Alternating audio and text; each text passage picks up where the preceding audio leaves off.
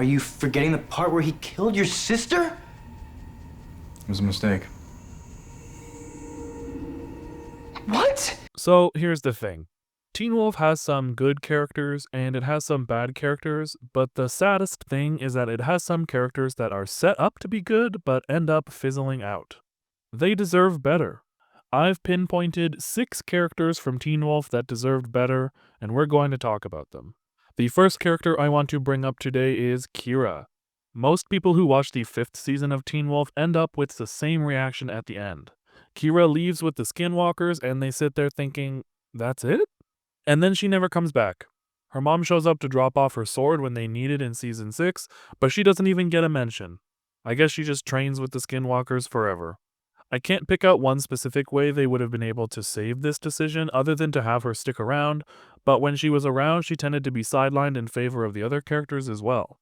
They made use of her abilities here and there, mostly when they needed someone to electrocute something, but in a lot of scenes she stands around and acts like furniture while the other main characters figure things out, which sucks.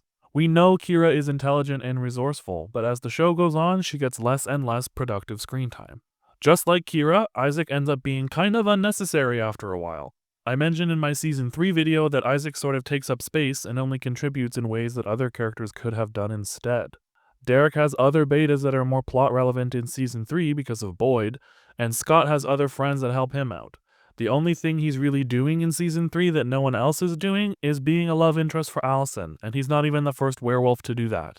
It's a shame since he has an instantly compelling backstory and Daniel Sharman is an interesting actor, but Isaac doesn't get a chance to shine.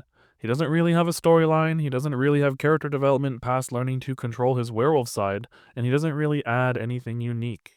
Now, I don't know exactly what's going on behind the scenes, but I can only assume that this was a side effect of Isaac not really being a main character. He's around, but he's not part of that core cast like Scott or Derek or Stiles or Lydia. The episodes are only 40 minutes and there's only 12 of them in those seasons, so there isn't really any time to give all the different characters screen time. I wish there was a way to give Isaac more attention, but with what we have, he's majorly underrated and deserved better. In the exact same boat as Isaac is Boyd. I would argue that Boyd might even have it worse since he basically has zero plot in the 2nd season and he dies before he gets a real plot in season 3. We didn't even know he had a sister until 1 episode before he dies, and that's almost an entire season after he's introduced. I think what we see of Boyd is just interesting enough to make us wonder. It's no surprise that Boyd is one of the most popular side characters in Fanon, since he fits so well as a companion to so many different characters. Of course, Derek is popular, and Boyd sort of comes across as his best friend, so he gets more attention in fanworks than he ever did on the real show. If we look at all the things that Boyd does in the show, it's a pretty small list. He gets bitten by Derek, helps out here and there a few times, and then he gets kidnapped not once but twice, gets freed, has a single moment of backstory, and then dies. He seems to be more of a plot device for the characters around him than he does his own character, which majorly sucks. I don't think that these decisions were made because of his race, but it's a major shame that Boyd is one of the only black characters on the show with lines and screen time, and he comes and goes with barely any importance. But Derek does have one other beta who gets an even shorter end of the stick. Probably one of the most underutilized characters in the entire series, Erica has an absolutely thankless role. I think that her introduction is fine. She's obviously meant to be the love interest of one of our established characters. At first we think maybe Scott, but then it's clear it's Stiles. And I think the idea that she wanted the bite to cure her epilepsy is a very interesting take. It's kind of like how Scott's asthma was cured, but intentional rather than by chance. The problem is, once she's bitten, she just becomes beta number 2 for Derek. Just like Isaac, and just like Boyd after her, she sort of ends up in a place where she could be swapped out for any other werewolf and you wouldn't even notice. Unlike Isaac and Boyd, however, she doesn't even make it into the next season. She has a guest appearance in the 3rd season in flashbacks, but she's dead before the season even really starts, which sucks. She was the first female werewolf on the show that was ever alive on screen, and they completely wasted her the entire time. I'm a huge fan of fanworks that give increased roles to both Erica and Boyd, and they work so well together, so it's no surprise that most of the love for these two has been carried on by the fans. But with what we have in the series, she deserved so much better. She was only around for 1 season, but there is one character who was around for 3 and never really got their flowers by the show either.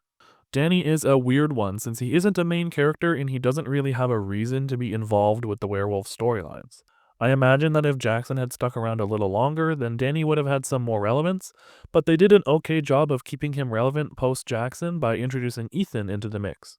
I don't think that Danny specifically needs more than what he got in the seasons he was in. Like I said, he wasn't meant to be a main character, and there are a lot of characters fighting for screen time in only 12 episodes. But where they lose me is when they drop him completely with no explanation. There is absolutely zero reason for Danny to disappear after the third season, especially since they just dropped the bomb that he knew about the supernatural the entire time. They could have easily introduced him in the season 4 drama, or at the very least, they could have mentioned that he went away. They tell you Jackson is going to England, they tell you Isaac is leaving with Argent, but they don't even tell you that Danny is leaving. Worst of all, they didn't even tell the actor. Guys! Why is it locked? Typical. Yeah, that's right. Keahu Kahuanui was never told that his character wouldn't be returning. He found out he was removed from the show when he wasn't invited back to season 4. And we can't even blame this on moving the location for filming, since season 3 was when they moved production from Georgia to California, and he stuck around during all that. I just don't understand what happened here. As soon as they had the opportunity to bring Danny into the supernatural storylines, they just drop him. There's so much unexplored that they could have done, and he deserved so much more. But there is one more character that I think deserved a little more than he did. Probably the most shafted by the plot, Laura Hale deserved everything. At least the characters up to this point had screen time. Laura had more plot relevance than half the characters on this list, and she quite literally only has one line in the entire series. Peter? She's introduced to us dead, and we don't even get any moments where characters reminisce about her, and they don't even mention her after season 1. You heard that right. If I'm remembering correctly, there is not a single character in any of the seasons past season 1 that ever mentioned Laura. Cora comes back from South America and doesn't even ask about her, and both Peter and Derek never come to terms with the fact that Peter literally killed her. There's a passing mention of this before Peter dies the first time. It was a mistake. What? But once he is resurrected, it's like Laura is wiped off the face of the earth. I think there was a real missed opportunity to have a quiet moment between Malia and Peter, where Peter tells her about the family that died in the fire. Have Malia learn about the rest of the Hales, about Cora, about Laura, and so on.